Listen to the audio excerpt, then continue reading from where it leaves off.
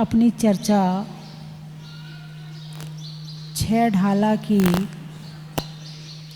6वीं ढाल पर चल रही है। अंतर 14 भेद बाहर, संग 10 तैंटले। अंतरंग परिग्रह 14 प्रकार का, बहिरंग परिग्रह 10 प्रकार का, संग 10 संग का क्या मतलब होता है? बोलिए ना, संग मरमर। ये क्या है? संग मरमर क्या है? एक प्रकार का पत्थर है, उसका नाम संग मरमर है। क्या है? संग मरमर। तो इस संग शब्द का क्या अर्थ है? संग यानी साथ, सेकंड पर्सन, दूसरा। संग यानी मैं नहीं, मेरे साथ जो है, जो दूसरा है, उसका नाम संग है और उसका नाम परिग्रह है। भगवान ने परिग्रह का क्या शब्द प्रयोग किया है? संग। संग यानी परिग्रह। मैं हूँ, अकेला मैं हूँ, कोई परिग्रह नहीं है। अकेली आत्मा, शरीर भी नहीं, कर्म भी नहीं, अकेली आत्मा। यदि है तो आत्मा है, और आत्मा के साथ कर्म है, शरीर है, और इन सब से जुड़े हुए हैं, तो वो परिग्रह के अंतर्गत आएगा। इसलिए संग का नाम क्या रखा है? परिग्रह। मेरे साथ में तो बहुत सारे कर्म लगे हैं। कुछ लोग कहते हैं ना, मेरे साथ तो बहुत सारे कर्म हैं, इतना परेशान करते हैं, इतना परेशान करते। कौन? बोलिए ना, कर्म है। कौन परेशान कर रहा है? कर्म है।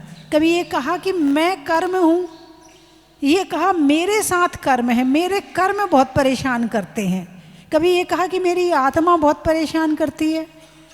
अरे बोलिए ना, कभी ऐसा कहा क्या कि मेरी आत्मा बहुत परेशान करती है, मेरे भाव मुझे बहुत परेशान करते हैं? ऐसा कहा क्या? नहीं कहा ना। तो जो आत्मा है और जो आत्मा के भाव हैं, परेशान वो नहीं करते। जो इनके साथ में संग लगा हुआ है, कर्म लगा हुआ है, परिग्रह लगा हुआ है, वो परेशान करता है। तो किसने लगाया इनको अपने साथ? किसने बुलाया? कर्म को किसने बुलाया? अरे बोलिए ना, हैं? कर्म बड़े अहंकारी हैं, कर्म बड़े स्वाभिमानी हैं, अपने आप नहीं आते। कर्म अपने आप नहीं आते, कर्मों को तो बुलाना पड़ता है, तब आते हैं। अरे बोलिए ना, हाँ या ना?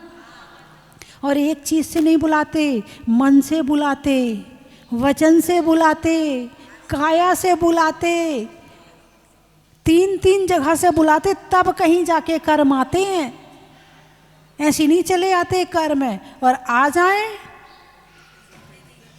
तो फिर फल दिए बिना जाते नहीं, पर भोगना पड़ेगा। फिर तो भोगना पड़ेगा। भगवान है, केवल ज्ञान हो गया, अनंत सुख, अनंत दर्शन, अनंत शक्ति प्राप्त कर ली, अभी मोक्ष नहीं जाएंगे। क्यों नहीं जाएंगे? अभी कर्म है, अभी रहो संसार में। भले अनंत चतुष्टय प्राप्त हो गया है, लेकिन जब तक आयु कर्म पूरा नहीं होगा, तब तक मोक्ष नहीं जा सकते हैं। कर्म कहता आयु कर्म निधत्ति निकाचित है, अपना तो फल देगा ही देगा। यानी केवली भगवान। कौन? अनंत शक्ति प्राप्त करने वाले जो भगवान हैं, वो अपने हाथ से अपने आयु कर्म का नाश नहीं कर सकते। किसकी बात कर रही हूं? अरिहंत भगवान की। आयु कर्म जब पूरा होगा, तब जाकर मोक्ष होगा। वैसे आते नहीं है, और बुला लिया तो फल दिए बिना जाते नहीं है, है ना? तुम लोग मंदिर आते हो, किस लिए आते हो? कर्मों से मुक्ति पाने के लिए या कर्म बंधन के लिए? अरे बोलिए ना, कर्मों से मुक्ति पाने के लिए। अच्छा अच्छा, अच्छे कर्म आए और बुरे कर्म जाएं, कर्म तो चाहिए, बिना कर्म के नहीं रह सकते। ऐसे ही है ना, संग, कर्म क्या है? संग है, परिग्रह है। तो अच्छा परिग्रह चाहिए, बुरा नहीं चाहिए, परिग्रह तो चाहिए। क्या भाई साहब ने जो कहा उसकी बात का जवाब दे रही हूँ।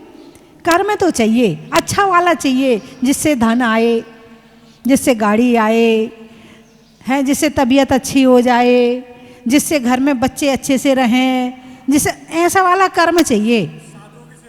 हाँ, थोड़ा बहुत साधु वाधु की सेवा भी कर लें, वैसे वो बाद में है। जब तक इंसान का मकान छोटा होता है तब तक घर में चौका लगता है, और जैसे ही मकान बड़ा हो जाता है चौका बंद हो जाता है। ऐसा कितने घरों में हुआ है। कोई 1 किलोमीटर दूर रह रहा है, कोई 2 किलोमीटर। अब क्या करें, हम ना लगा ही नहीं पाते, हमारा घर बहुत दूर है। यदि धन आ जाए तो सेवा और भक्ति सबसे पहले बंद होती है। जब तक धन नहीं होता है तो भक्ति भी अच्छे से होती है, पूजा भी होती है, सब होता है। और जैसे ही पर्याप्त मात्रा में आपके पास में आया, अब क्या करना? पूजा का जिसके लिए करना थे वो आ गया, अब पूजा किस लिए करना? नहीं नहीं, आपकी बात नहीं करी, आप तो बहुत धर्मात्मा है। तो कर्म चाहिए, और धर्म कर्म को दूर करता है या कर्म का नाश करता? अब निर्णय हमें करना है कि धर्म कर्म को दूर करता है या कर्म का नाश करता है। बोलिए, धर्म का क्या काम है? अरे बोलिए ना, धर्म का क्या काम है? कर्म का नाश करना। तो पुण्य कर्म का नाश करवाना चाहती हो? कर्म तो कर्म है, चाहे पुण्य हो चाहे पाप हो, कर्म तो कर्म है। तो आप पुण्य का नाश करवाना चाहती हो क्या? करवाने से होगा भी नहीं। हाँ, बुरे काम करोगे तो पुण्य का नाश तुम अपने हाथ से करोगे, और अच्छे काम करोगे तो जो पुण्य है उस पर और पुण्य आ जाएगा, जो सुख देता है, शांति देता है और जीवन को अच्छा बनाता है। ठीक है, बात चल रही है कर्म की। संग यानी परिग्रह, संग यानी बोलिए ना परिग्रह।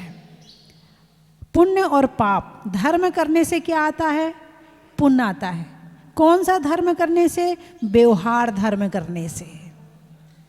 व्यवहार धर्म करने से पुण्य आता है, और निश्चय धर्म से कर्मों का आना भी रुकता है, और जो कर्म पुराने पड़े हैं वो झड़ते भी हैं, और कर्मों का नाश भी होता है। किससे?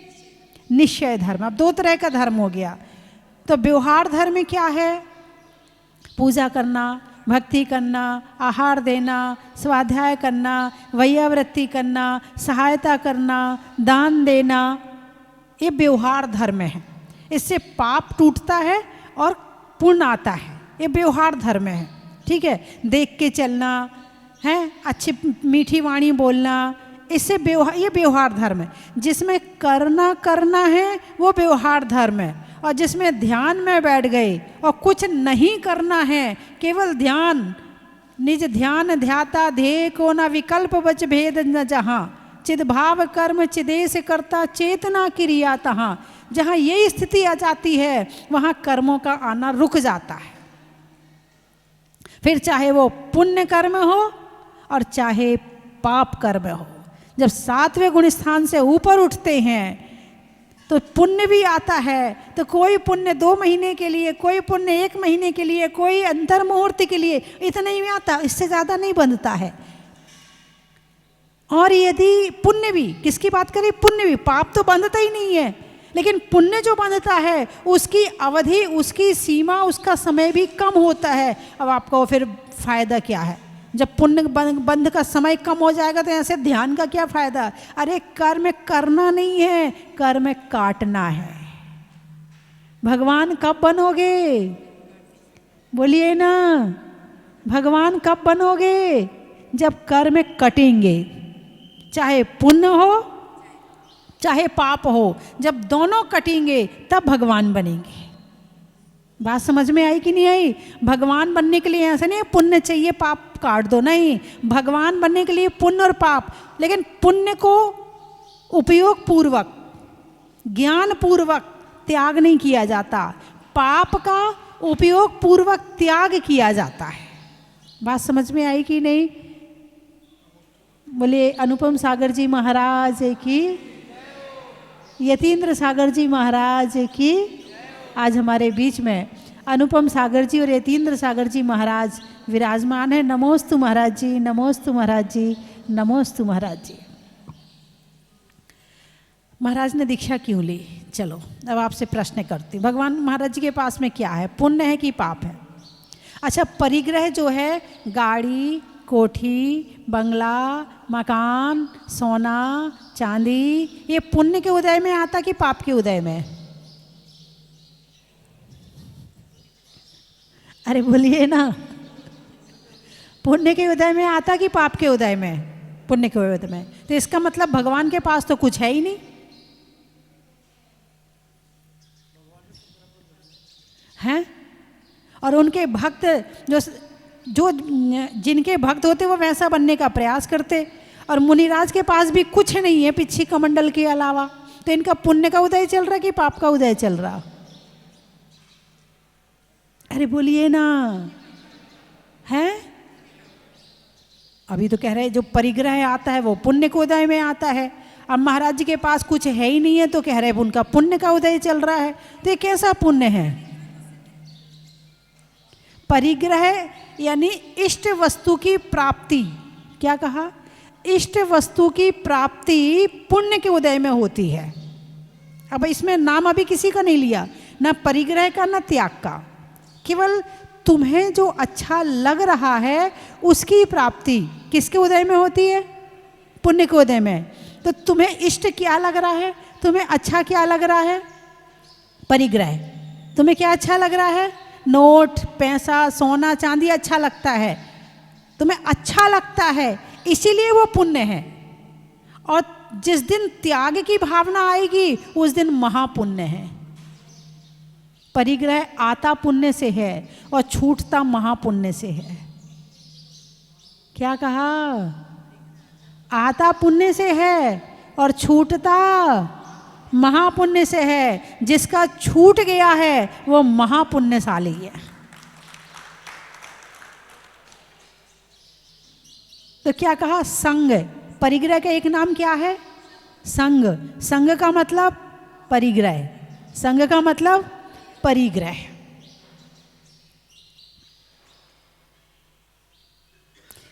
पर यानी दूसरा, परिग्रह यानी दूसरा।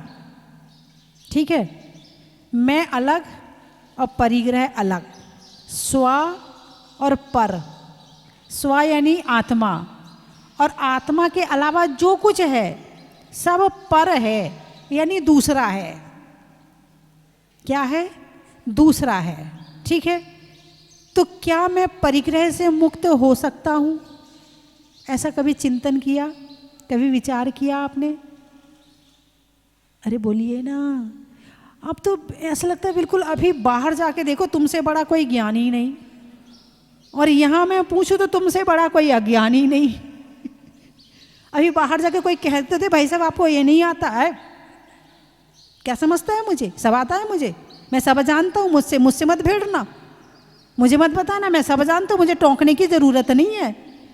और यहाँ मैं पूछ रही हूँ तो एक शब्द भी मुँह से नहीं निकल रहा। यानी जो ज्ञान की बात है वो नहीं आती है, और जो अज्ञान की बात है उसके एक्सपर्ट हैं, उसके स्पेशलिस्ट हैं। कैसे धन कमाना है, कहाँ कौन गलती कर रहा है, कैसे सजना है, कैसे संवरना है, कौन सी लिपस्टिक लगानी है, कौन से कपड़े पहनने हैं, कौन से बाल में डाई करना है, कौन सा क्या, इसमें एक्सपर्ट हैं, स्पेशलिस्ट हैं। और जहाँ परिग्रह को अपनी आत्मा की बात आती है वहाँ सब जीरो हैं, डब्बा है। संसार ये कैसे चले। आप लोग पूजा करते हैं? अरे बोलिए ना। मैंने जिनपद पूजांजलि लिखी है उसमें 2 लाइनें सिद्ध पूजा में लिखी हैं। संसार ये कैसे चले, इस कार्य में होशियार हैं, पर धर्म करने हे प्रभु हम ना हुए तैयार हैं। धर्म किया जाता है आत्मा के लिए और कर्म किया जाता है बाहर के लिए, परिग्रह के लिए। तो हम धर्म करते हैं या कर्म करते हैं? बोलिए ना, धर्म करते हो? कौन सा धर्म करते? व्यवहार धर्म, निश्चय धर्म? व्यवहार भी पूरा करते कि नहीं करते? माला फेरते हो? अरे बोलिए ना, माला फेरते हो? माला में किसको फेरते हो? माला में किसको फेरते हो? भगवान को। किसको फेरते हो? नमो यंत्र नमस्ते नमो।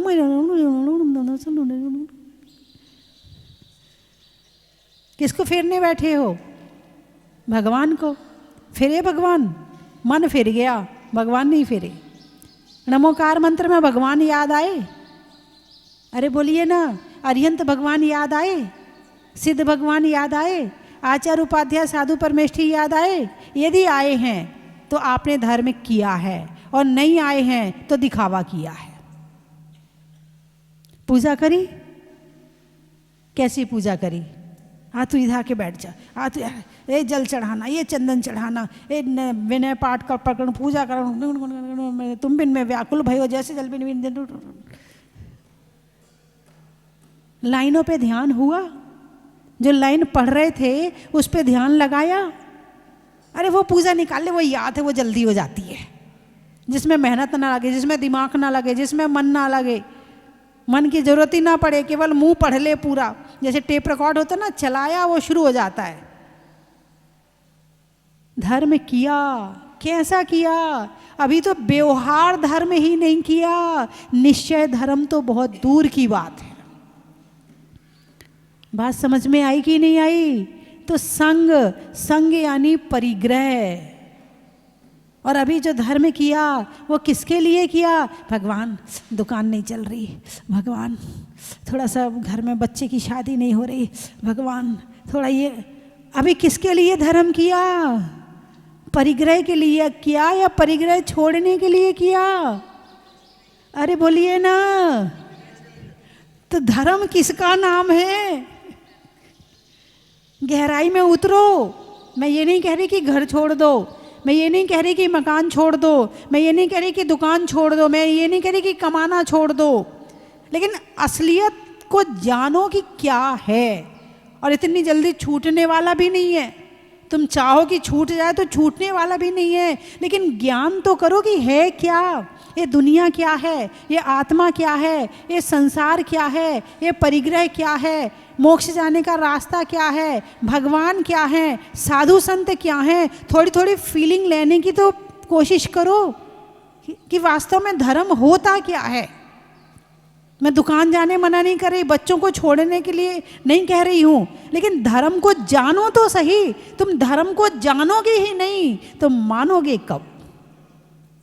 तुम्हारी श्रद्धा डिग क्यों जाती है? क्योंकि तुमने ना जाना है। जब जाना नहीं है तो मानने की प्रश्न ही खड़ा नहीं होता। फिर तो जो तुम्हें जहाँ ले जाएगा वहीं चले जाओगे। वो कहेंगे वो भगवान बहुत अच्छे, चल वहीं चलते हुए। अरे वहाँ पूरी मन्नत होती है, मन्नत पूरी होती है वहाँ पे। वहाँ पर ना बहुत ही तुम्हें जो जहाँ ले जाएगा तुम वहीं चले जाएगा, क्योंकि तुम जानते नहीं हो तुम्हारे बच्चे क्यों भटक रहे हो। ना तुम जानते हो ना तुम्हारे बच्चे जानते हैं कि धर्म की क्वालिटी क्या है, धर्म से क्या क्या मिल सकता है, धर्म क्या क्या बना सकता है तुम्हें। अरे बोलिए ना। उन्होंने कहा चलो गंगा में नहाने से पुण्य मिलता है जी, चलो। उन्होंने कहा चलो वहाँ प्रसाद चढ़ाने से वैसा होता है जी, चलो। आत्म धर्म को तो पहचाना ही नहीं है कि धर्म होता क्या है। अभी तो परिभाषा में नहीं पहुंचे हो, जानने की बात तो बहुत दूर की है। तो संग यानी परिग्रह, संग यानी अरे बोलिए ना परिग्रह। कर्म कर्म हिताबंधी, जीवो जीव हितस्पृहा। कर्म कर्मों का हित चाहते हैं और जीव जीव का हित चाहते हैं। कर्म ज़्यादा होगा तो जीव की नहीं चलेगी, और जीव की जब चलेगी तो कर्म अपने आप ठंडा हो जाएगा। अभी आत्मा सो रही है, कर्म कहता बैठ जा तो बैठ गए, उठ जा तो उठ गए। कर्म जो कहता है हम वो करते हैं। औदैहिक भाव में जी रहे, क्षोभक्षम भाव पैदा करो। तो मुनिराज क्या कर रहे हैं? अंतर चतुर्दश भेद बाहर संग दस तय टले। मुनिराज ने 14 प्रकार के परिग्रह का त्याग किया है। किसका त्याग किया है? 14 प्रकार के परिग्रह का त्याग किया है।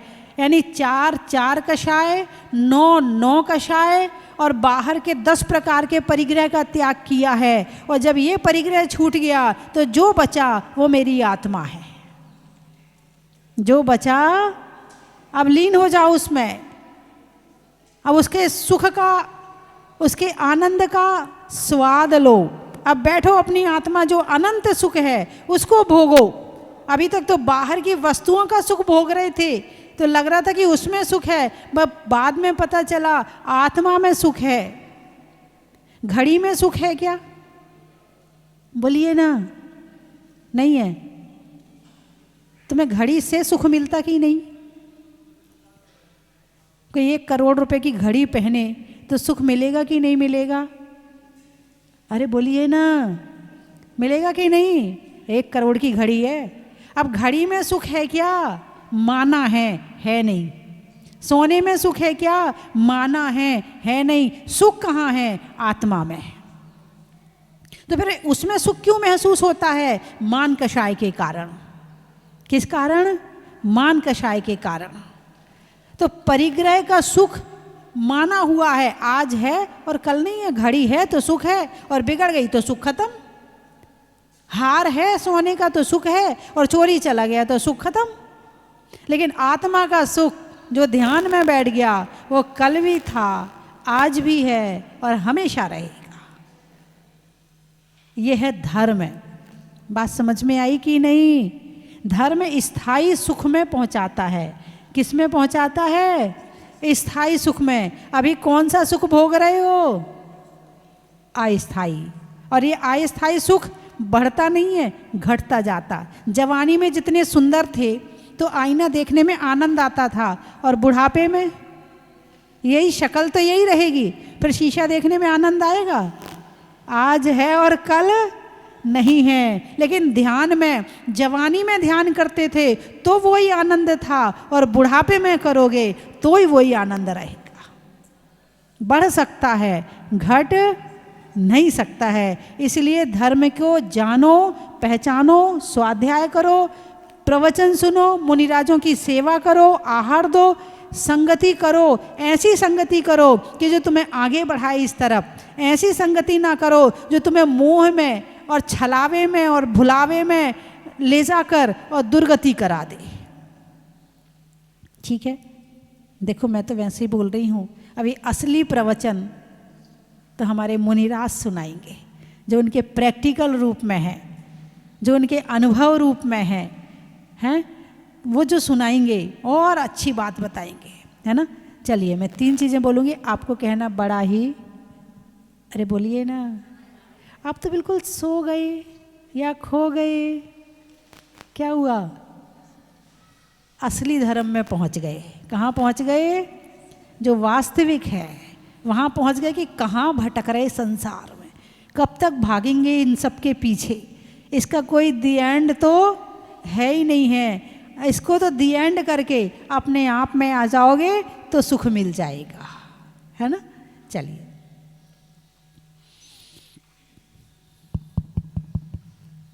हिंदी में मात्रा का, स्कूल में छात्रा का, आज आपकी जहाजपुर की यात्रा का। स्वभाव में नर्म का, भोजन में गर्म का, जीवन में धर्म का, बिजली में तार का, शास्त्रों में समय सार का, और संतों के द्वारा होने वाले बिहार का, अनाज में दाने का, इनाम में पाने का। और आज यतीन्द्र सागर जी, अनुपम सागर जी मुनिराज के जहाजपुर स्वस्ति धाम में आने का। चलिए, कहाँ कहाँ से आए हो? गुवाहाटी। भोजन में रोटी का, नल में टोटी का और आने वालों में गुवाहाटी का। बड़ा ही महत्व सिलीगुड़ी। भोजन में पूड़ी का, महिलाओं में चूड़ी का और आने वालों में सिलीगुड़ी का। बड़ा ही महत्व है। पानी में मगर का, चलने में डगर का, आने वालों में विजयनगर का। बड़ा ही महत्व है। आम की बौर का, नेता में दौर का, आने वालों में इंदौर का। बड़ा ही महत्व है। बारसोई है, बैठने में चटाई का, फसल की कटाई का और आने वालों में बारसोई का। बड़ा ही महत्व नीमच। है। नहीं होने में किचकिच का, पापों से बच बच का और आने वालों में नीमच का। बड़ा ही महत्व है। अमेरिका। अमेरिका से आए हो? अच्छा। गाड़ी में चक्का का, अनाज में मक्का का और आने वालों में अमेरिका का। बड़ा ही महत्व है। कान की। राम की राम की श्रीमती जानकी का। राम की श्रीमती जानकी का। और चावल की कनकी का और आने वालों में कानकी का। बड़ा ही महत्व है। सरधना। रसोई में धना का, गर्मी में पना का और आने वालों में सरधना का। बड़ा ही महत्व है। नलखेड़ा। गर्मी में घड़ा का, भोजन में बड़ा का, आने वालों में नलखेड़ा का। बड़ा ही महत्व है।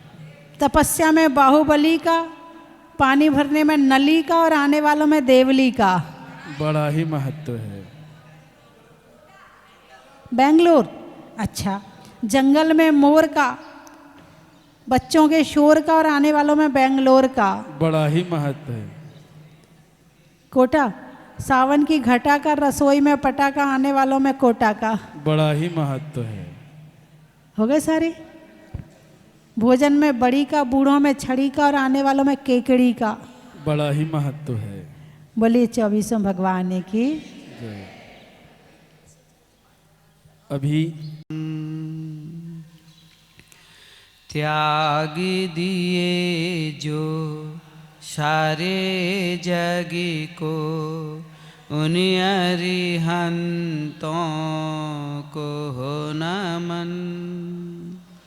नाशो किए जो अष्ट कर्म को, उन सिद्धों को करूँ नमन।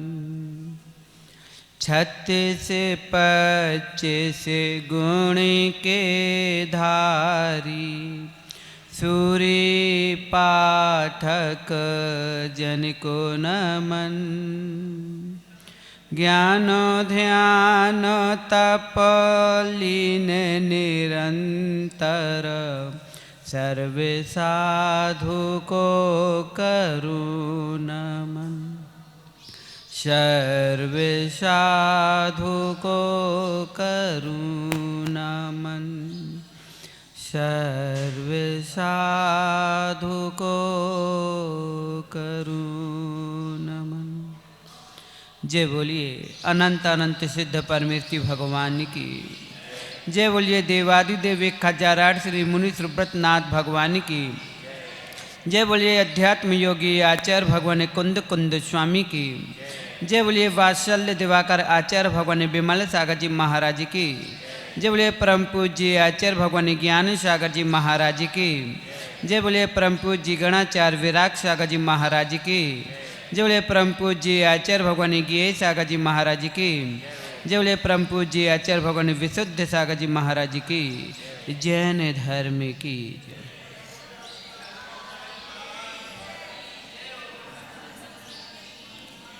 भावात्माओं, जिनके बीच में हम बैठे हैं वो जिन है ही नहीं, और जो जिन हैं उनके बीच में आज तक हम बैठे ही नहीं।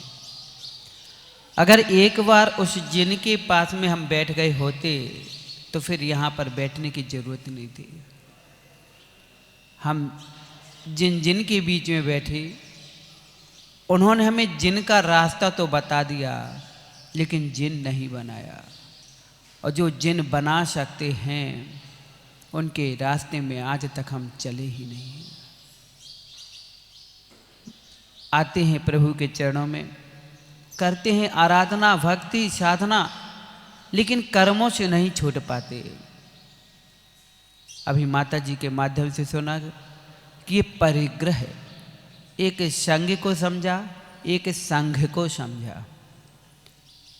ये परिग्रह जो चारों ओर का जो आवरण हमारे ऊपर लदा हुआ है, कौन सा परिग्रह है? ये जो भी हमें दृष्टि गोचर हो रही हैं सभी परिग्रह हैं, लेकिन हमारी दृष्टि गोचर हो रहे हैं कि हमारे मन में या हमारी मूर्छा में वो वस्तु दृष्टि गोचर हो रही है। प्रभु के चरणों में आकर के आराधना साधना कर करके हमने परिग्रह ही मांगा। सुन रहे थे अभी हम कि हमने जब भी आए तो मांगा वही जिससे हमारी मांग घटती गई। आज तक हमने वो मांग नहीं मांगी जिससे हमारी मांग बढ़ गई हो, लेकिन हमने अपनी मांग के पीछे अपनी मांग को नहीं समझा और मांग करके अपनी मांग को घटा बैठे। समझ में आ रहा ना भैया? बेंगलोर वाले जो जहाँ जहाँ, गुवाहाटी वाले जहाँ से भी आए, हमारी मांग वो रही और हमने वही मांगा जिससे हमने अपनी मांग को ही घटाया है। और इन मुनिराजों से पूछो कि आपने ऐसा क्या मांग लिया, ऐसी कौन सी मांग कर ली कि आज आपकी सारी दुनिया में मांग हो गई। जो मांगते हैं, तुमने भी मांगा हमने भी मांगा, लेकिन मांग में इतना अंतर हो गया कि तुम्हारी मांग को घटा रही है और हमारी मांग को बढ़ा रही है। अब वो भैया पीछे वाले अमेरिका वाले सोच रहे हैं महाराज हमने तो खूब मांग भर दी। क्यों मां? आप लोगों ने भी तो मांग भर के बैठे हो कि नहीं? लेकिन तुमने मांग भर ली तो तुम्हारी मांग कहाँ है? और माता जी से पूछो कि आपने कौन सी मांग भर ली कि आपकी पूरी विश्व में मांग भर गई, है ना? अब ये मांग में क्या अंतर है? प्रभु के चरणों में, देवादिदेव के चरणों में कई बार विधान पूजन अर्चना की। अच्छा एक बार बताओ गुवाहाटी वालों कि एक बार जेल के अंदर एक प्रधानमंत्री का आना हो रहा था और प्रधानमंत्री ने पहले जाकर के आदेश दिलवा दिया कि जाकर के सभी जेलर जितने जेल कैदी हैं उन सभी से जाकर के सूचना दे दो कि प्रधानमंत्री आ रहा है, जिनको जो जो मांगना हो मांग कर लेना, किसी की मांग अधूरी नहीं रहेगी, सभी की मांग पूरी की जाएगी। सभी कैदी खुश। अरे ये क्या कैदी, क्या अगर आप लोगों से कह दिया जाए कि बोलो मांगो किसको क्या चाहिए, आज सबको दिया जाएगा। अभी माता जी बोल दे कि हाँ भाई किसको क्या चाहिए बोलो, जल्दी अपनी लिस्ट बनाओ, तो गुवाहाटी वालों की लंबी लिस्ट आ जाएगी। ऐसी जेल के अंदर कैदियों के बीच की हालत थी, सभी खुश थे।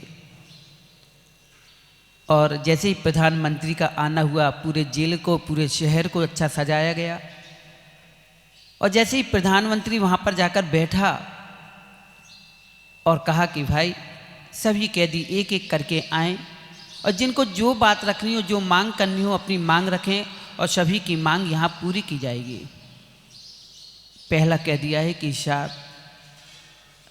इस जेल में बहुत खटमल है, मच्छर हैं, अगर हो सके तो मच्छरों की व्यवस्था कर दी जाए, या तो हम लोगों को मच्छरदानी प्रदान कर दी जाए या हमारे कमरे में अलाउड लगा दिया जाए। उन्होंने कही बस चलो कोई बात नहीं, जाओ, पास किया।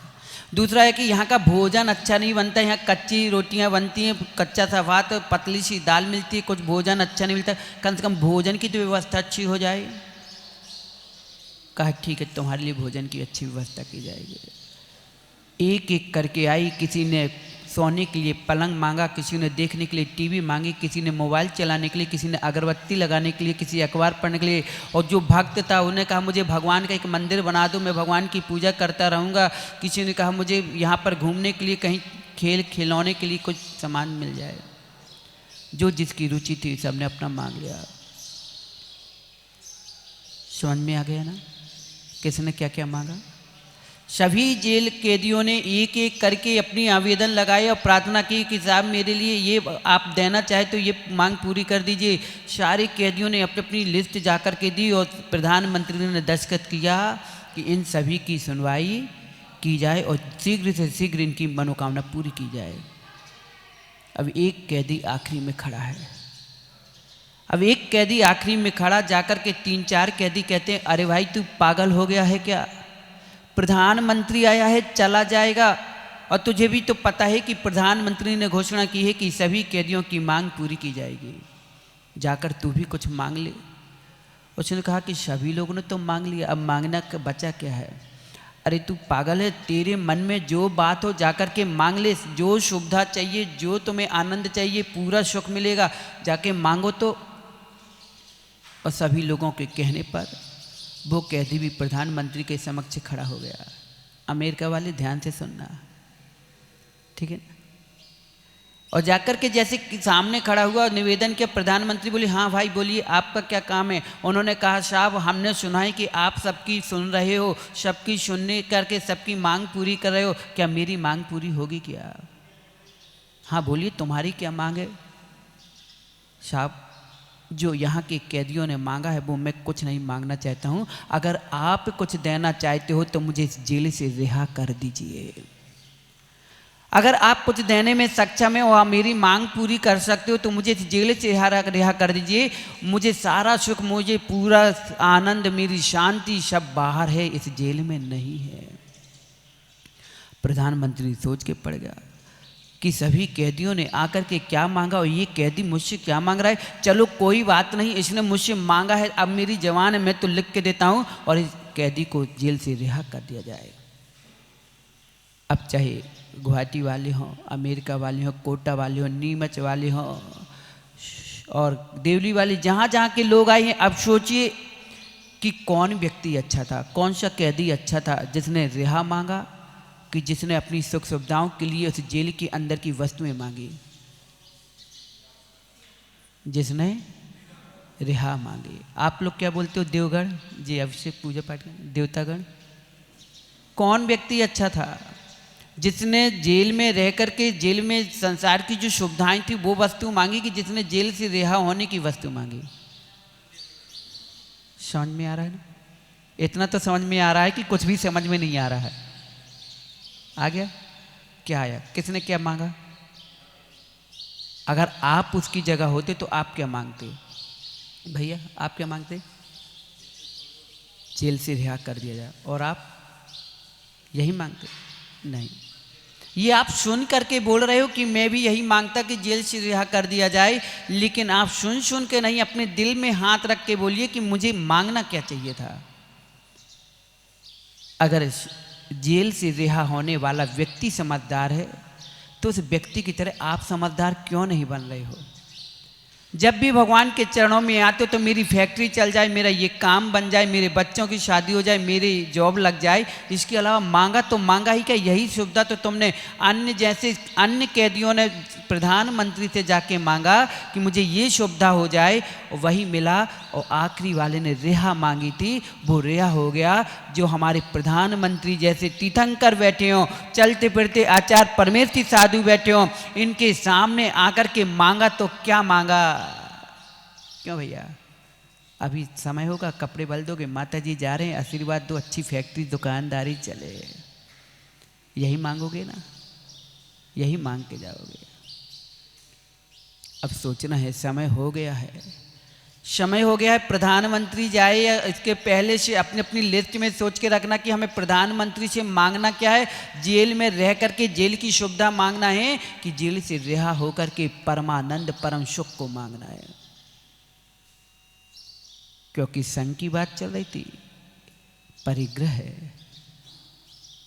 अब परिग्रह में जब तक बंधे रहोगे तो सभी ग्रह से ग्रसित रहोगे, और परिग्रह छोड़ दोगे तो कोई ग्रह नहीं लगेगा। ना तुम्हें कोई पंडित ये बोलेगा कि तुम्हें शनि ग्रह लगने वाला है, कि मंगल ग्रह है, कि बुध खराब है, कि क्या, सारे ग्रह तुम्हारे शांत हो जाएंगे। लेकिन परिग्रह जब तक लगा रहेगा तभी तक सारे ग्रह तुम्हें परेशान करते रहेंगे।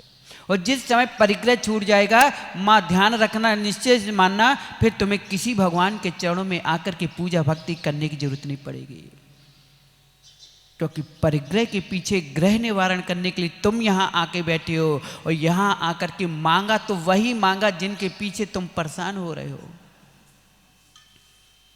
मांगी परेशानी से, परेशानी ही तो मांगा है, और मांगा क्या है। इसलिए आज से ऐसा मन बना लो, अगर आप समझदार हैं, ज्ञानी हैं, तो आप अपने ज्ञानी होने का परिचय दो, प्रभु के चरणों में आओ, किसी साधु संतों के चरणों में जाओ तो कम से कम इतना कहना कि हे प्रभु, मुझे ये मत बोलना कि महाराज दुकानदारी कैसे चलाएं, इस बच्चे को कौन से स्कूल में पढ़ाएं, किससे शादी कराएं, कौन से ज़िले में जाएं, कहाँ जॉब करें, ये मत पूछना, बल्कि ये पूछना कि महाराज ये बताइए हम साधना आराधना अब कैसे करें। माता जी के पास माताएँ जाएंगी, वो ये पूछना माता जी मैं आपके जैसे अपनी मांग कैसे पूरी करूँ कि मेरी भी मांग बढ़ जाए। कितनी मांग है, जिनसे रिश्तेदारी हो वहाँ तक पूछ होगी, वही खवाल लेते देते होंगे, है ना, बाकी कौन पूछता है। लेकिन माता जी लोगों से पूछे कि आपसे किसी की भी रिश्तेदारी नहीं है रिश्तेदारी तो माता जी ने भी बना कर रखी है, लेकिन रिश्तेदारी किससे बना के रखी, तुम लोगों से नहीं। इनके दो ही रिश्तेदार हैं, पहले गुरुदेव और दूसरे नमोकार मंत्र, इन दो लोगों से ही रिश्तेदारी है। इसलिए समय हो गया है चर्या का, माता जी लोग क्योंकि वृद्ध साधु भी हैं सभी के, इसलिए आज ऐसा मन बनाना कि अब की बार प्रभु के चरणों में जाओ, गुरु के चरणों में जाओ, तो वो वस्तु की मांग मत करना जिससे तुम्हारी मांग मिटती हो, उस चीज़ की मांग करना जिससे तुम्हारी मांग बढ़ती हो। तो गुवाहाटी वालों, मांग बढ़ाना है कि घटाना है? बढ़ाना है।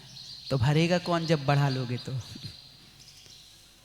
जब तुम अपनी मांग बढ़ा लोगे तो भरेगा कौन है?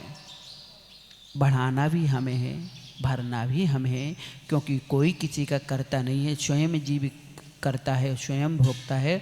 इसलिए अपने प्रणामों से ऐसी मांग करो कि अपने ही प्रणाम हमें वो प्रणाम दिखा दे जिनके कारण फिर कोई प्रणाम की जरूरत न पड़े। बोलो महावीर भगवान की जय। चलिए द्वितीय